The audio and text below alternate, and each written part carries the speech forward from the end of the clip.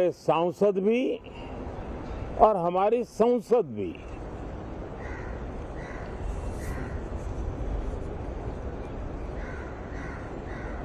Parliament में स्वस्थ चर्चा हो, ज्यादा से ज्यादा लोग चर्चा में अपना योगदान दें। दुर्भाग्य से कुछ लोगों ने अपने राजनीतिक स्वार्थ के लिए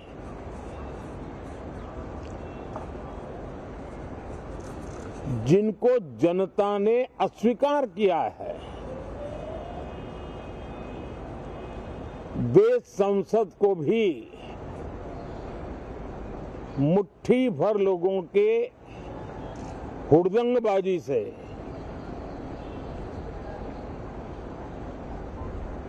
कंट्रोल करने का लगातार प्रयास कर रहे हैं।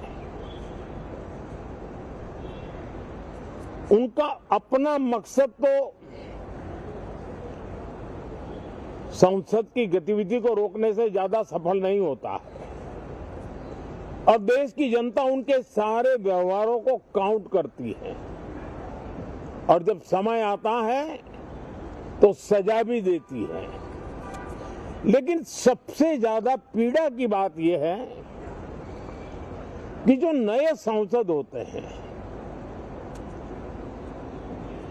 नए विचार, नई ऊर्जा लेकर के आते हैं और ये किसी एक दल में नहीं, सभी दल में आते हैं। उनके अधिकारों को कुछ लोग दबोच देते हैं। सदन में बोलने का उनको अवसर तक नहीं मिलता है। लोकतांत्रिक परंपरा में हर पीढ़ी का काम है आने वाली पीढ़ियों को तैयार करे,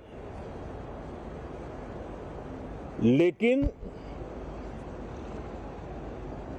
80-80, 90-90 बार जनता ने जिनको लगातार नकार दिया है, वे न संसद में चर्चा होने देते हैं, न लोकतंत्र की भावना का सम्मान करते हैं, न ही वह लोगों की आकांक्षाओं का कोई महत्व समझते हैं, उनका उसके प्रति कोई दायित्व है वो कोई समझ पाते हैं। और उसका परिणाम है वो जनता की उम्मीदों पर कभी भी खरे नहीं उतरते हैं और परिणाम स्वरूप जनता को बार बार उनको रिजेक्ट करना पड़ रहा है। साथियों, ये सदन लोकतंत्र की 2024 के पार्लियामेंट के चुनाव के बाद देश की जनता को अपने अपने राज्यों में कुछ स्थानों पर अपनी भावना, अपने विचार, अपनी अपेक्षाएं प्रकट करने का अवसर मिला है। उसमें भी 2024 के लोकसभा के चुनाव के नतीजों को और अधिक ताकत दी गई है राज्यों के द्वारा और अधिक बल प्रदान किया गया है और अधिक समर्थन का व्याप बढ़ा है और लोकतंत्र की यह शर्त है कि हम जनता जनार्दन की भावनाओं का आदर करें, उनकी आशा अपेक्षाओं पर खरा उतरने के लिए दिन रात मेहनत करें। मैं बार बार खास करके विपक्ष के साथियों से आग्रह करता रहा हूं और कुछ विपक्ष बहुत जिम्मेदारी से व्यवहार करते भी हैं। उनकी भी इच्छा रहती है कि सदन में सुचारू रूप से काम हो, लेकिन लगातार जिनको जनता ने नकार दिया है, वे अपने साथियों की बात को भी दबोच देते थे, उनकी भावनाओं का भी अनादर करते हैं, लोकतंत्र की भावनाओं का अनादर करते हैं। मैं आशा करता हूं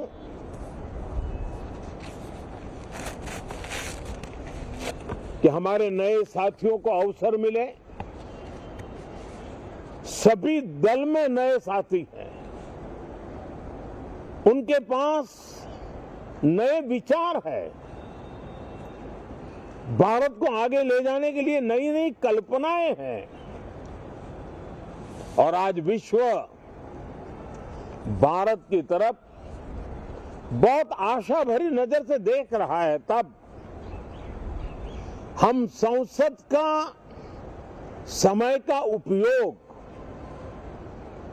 वैश्विक स्तर पर भी भारत के आज जो सम्मान बढ़ा है, भारत का प्रति जो आकर्षण बढ़ा है, उसको बल प्रदान करने वाला हमारा व्यवहार रहना चाहिए।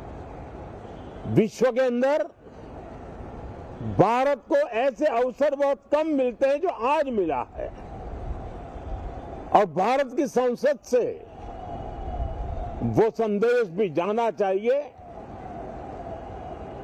कि भारत के मतदाता, उनका लोकतंत्र के प्रति समर्पण,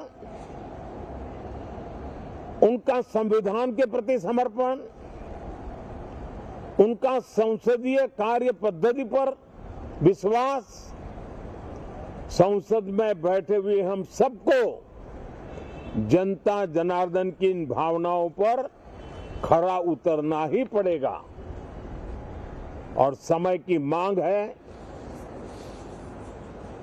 हम अब तक जितना समय गंवा चुके हैं उसका थोड़ा पश्चाताप करें, और उसका परिमार्जन करने का उपाय यही है कि हम बहुत ही तंदुरुस्त तरीके से हर विषय के अनेक पहलुओं को संसद भवन में हम उजागर करें। आने वाली पीढ़ियां भी पढ़ेगी उसको, उसमें से प्रेरणा लेगी।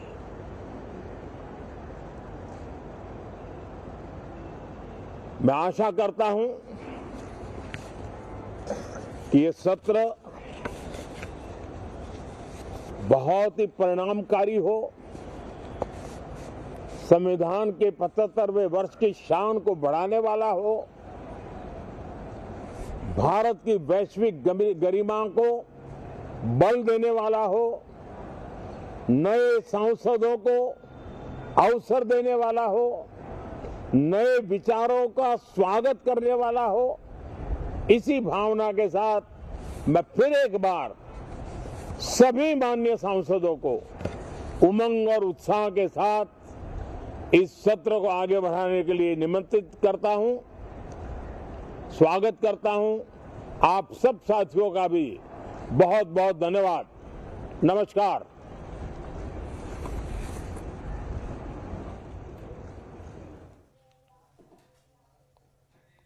तो प्रधानमंत्री नरेंद्र मोदी को सुन रहे थे आप। देखिए, सत्र से पहले प्रधानमंत्री नरेंद्र मोदी का संबोधन, और ऐसे में शीतकालीन सत्र की आज से शुरुआत होने जा रही है। और जानकारी के अनुसार इस बार का जो शीतकालीन सत्र है काफी ज्यादा हंगामेदार माना जा रहा है। जानकारी के अनुसार विपक्ष भारतीय जनता पार्टी को, सत्ता पक्ष को मणिपुर हिंसा से जुड़े मुद्दे को लेकर, वक्फ बोर्ड से जुड़े मुद्दे को लेकर घेर सकता है। लेकिन उससे पहले प्रधानमंत्री नरेंद्र मोदी का ये संबोधन, और देश के नाम प्रधानमंत्री का संबोधन सत्र कई प्रकार से विशेष है। प्रधानमंत्री नरेंद्र मोदी ये भी कहते हुए नजर आए।